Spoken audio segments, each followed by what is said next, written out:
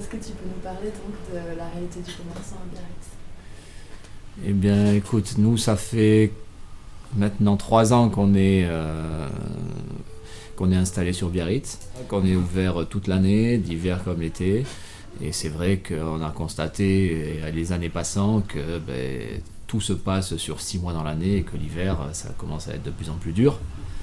Euh, on voit qu'il y a une manque d'activité un peu sur Biarritz à ces périodes-là. La plupart des gens qui vont venir en vacances sur les périodes hivernales vont manquer d'activité, Retrouver la ville fermée.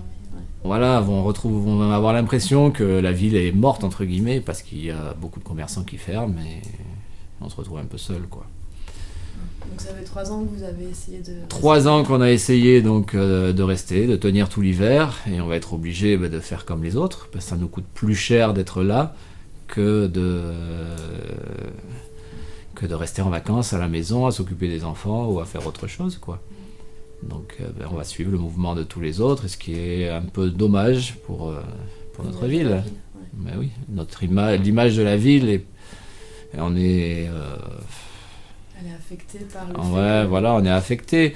Quand vous allez sur d'autres villes, comme vous allez à Bayonne, c'est beaucoup plus vivant. La ville, au niveau des parkings, est mieux organisée. Vous avez des demi-heures gratuites pour les gens qui peuvent s'arrêter vite fait, aller faire une course qu'ici on ne va pas avoir. C'est beaucoup plus vivant, quoi. Tous les commerces sont ouverts.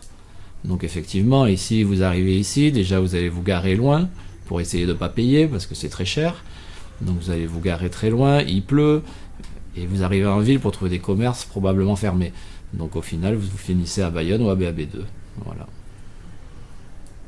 Ouais, donc ce serait quoi la solution pour combattre un peu l'aspect saisonnier de... La solution, il n'y a peut-être pas de solution miracle pour ramener tous les gens sur Biarritz. Mais effectivement, l'hiver, on ne demande pas grand-chose. Il suffirait d'un peu d'activité, un peu de quelques petits événements organisés par la ville.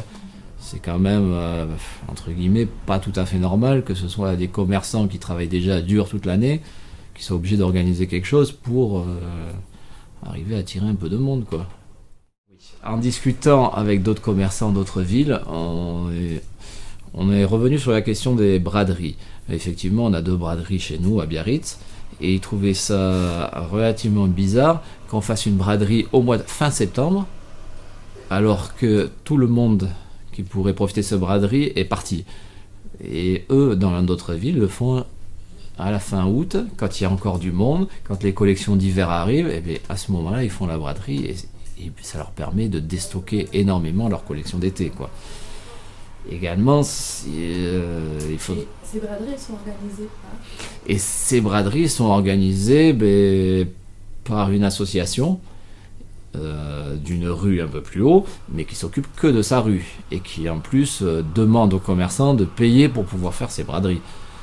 Nous, ce qu'on aimerait, c'est que ce soit une braderie organisée par la ville, et pas avoir à payer pour ceci, puisqu'on paye déjà pour des étalages sur l'année, quoi.